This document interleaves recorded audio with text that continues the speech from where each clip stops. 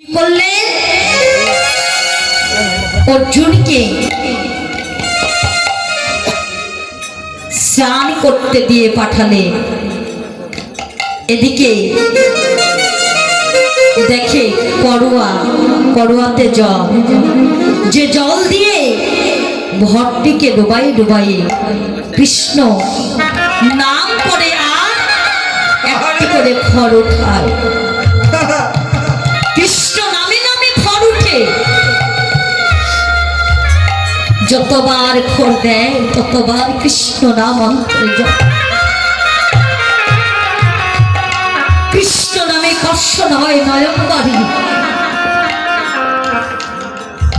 তখন এমন জায়গায় চান করতে পাঠালে,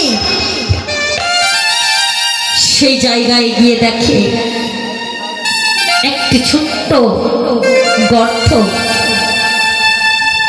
ওই গর্ততে জল আছে কিছু, কিন্তু তাতে আবার অনেক চামড়া ভিজানো আছে।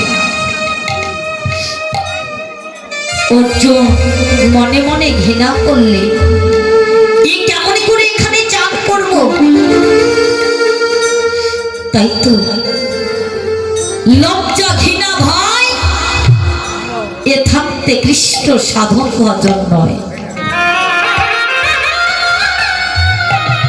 তাই তো ওখানে গিয়ে স্নান করে এসে দাঁড়ালে,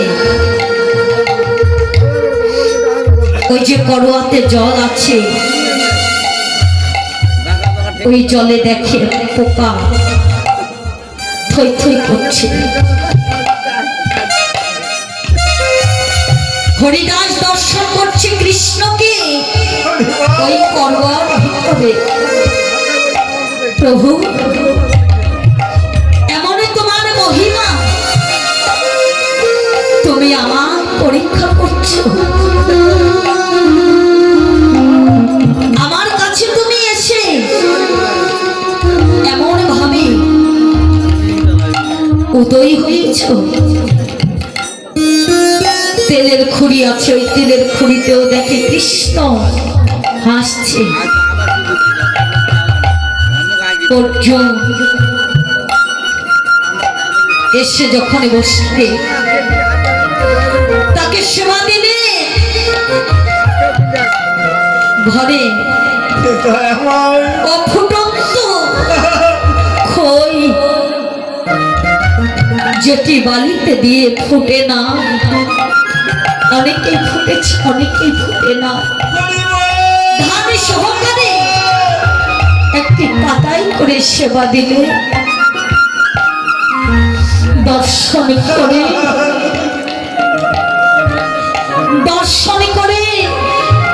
অর্জুন বলছে, এ কেমন করে সেবা করব? মনে মনে বলছে, এ তো ধানে মিশানো, যেই না একটু তুলে বদনে দিয়েছে, কি অমৃত, কি সুস্বাদ, যে স্বাদ কোনদিন আসলো করে।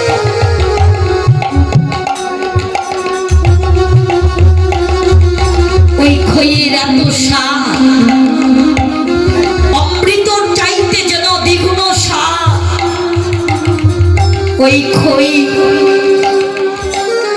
সেবা করে চলে গেলে, নিমন্ত্রণ দিয়ে চলে গেলে, হরিদাস নিমন্ত্রণ গ্রহণ করবার জন্য ঠিক মধ্যাহ্নে চলে গেল। পঞ্চপাণ্ডবের কাছে পঞ্চপাণ্ডব দ্রৌপদীকে বলছে, দ্রৌপদী, তুমি সুন্দর করে রন্ধন করো, আজ গৃহে আমাদের পরম বৈষ্ণব এসে সেবা করবে, আমাদের জীবনটা পাপ যেন নিধন হয়ে যাবে। তাই তো যেই না মধ্যাহ্নকালে অর্জুন নকুল সহদেব পঞ্চপাণ্ডব তারা পথ চেয়ে